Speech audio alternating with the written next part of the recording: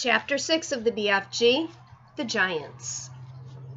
"But if you are so nice and friendly," Sophie said, "then why did you snatch me from my bed and run away with me?"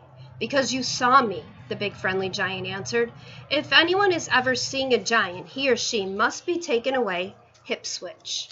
"Why?" asked Sophie. "Well, first of all," said the BFG, "human beings is not really believing in giants, is they? Human beings is not thinking we exist." "I do," Sophie said.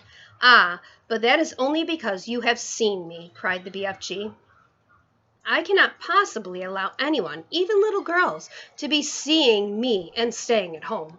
The first thing you would be doing, you would be scuttling around yodeling the news that you were actually seeing a giant, and then a great giant hunt, a mighty giant look-see, would be starting up all over the world, with the human beings all rummaging for the great giant you saw and getting wildly excited.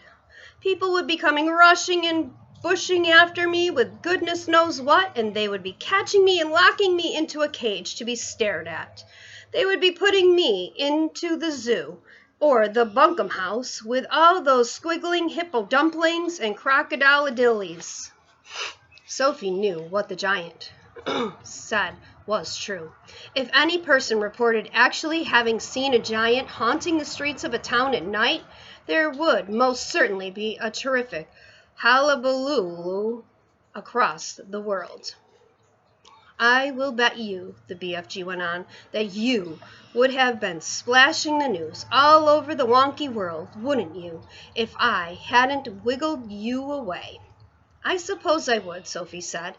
"And that would never do," said the BFG. "So what will happen to me now?" Sophie asked.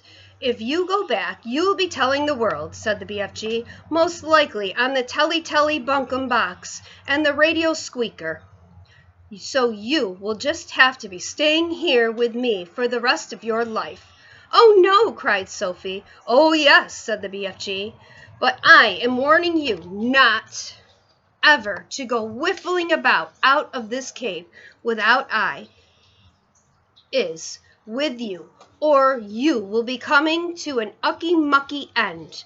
I is showing you now who is going to eat you up if they is ever catching even one tiny little glimpse of you."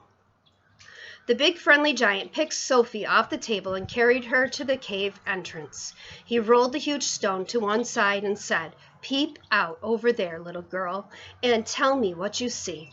Sophie, sitting on the BFG's hand, peeped out of the cave. The sun was up now and shining fury hot over the great yellow wasteland with its blue rocks and dead trees. "Is you seeing them?" the BFG asked. Sophie, squinting through the glare of the sun, saw several tremendous tall figures moving among the rocks about 500 yards away. 3 or 4 others were sitting quite motionless on the rocks themselves. "This is giant country," the BFG said. "Those is all giants, every one." It was a brain-boggling sight. The giants were all naked except for a sort of short skirt around their waists, and their skins were burnt brown by the sun. But it was their sheer size of each one of them that boggled Sophie's brain most of all. They were simply colossal, far taller and wider than the big friendly giant upon whose hand she was now sitting. And oh, how ugly they were! Many of them had large bellies. All of them had long arms and big feet. They were too far away for their faces to be seen clearly, and perhaps that was a good thing. "What on earth are they doing?" Sophie asked. "Nothing," said the BFG. "They is just mooching and footshelling around and waiting for the night to come. Then they will all be galloping off to places where people is living to find their suppers." "You mean to Turkey?" Sophie said. "Bone-crunching giant will be galloping to Turkey, of course," said the BFG. "But the others will be whiffling off to all sorts of flung-away places like Wellington for the booty flavor and Panama for the hatty taste. Every giant is having his own flavor hunting ground."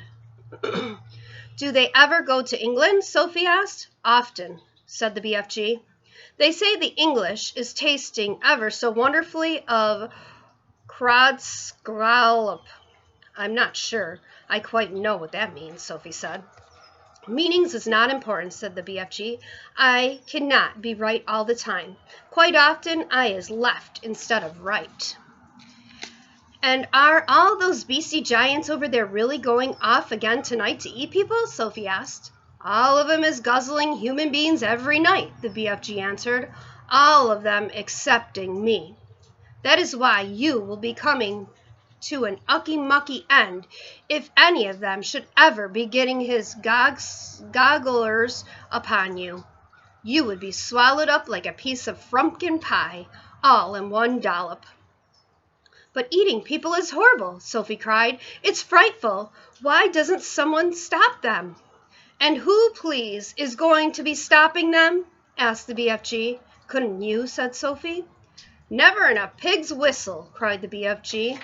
All of those man-eating giants is enormous and very fierce. They is all at least 2 times my wideness and double my royal highness. Twice as high as you? Cried Sophie. Easily that, said the BFG. You is seeing them in the distance, but just wait till you get them close up.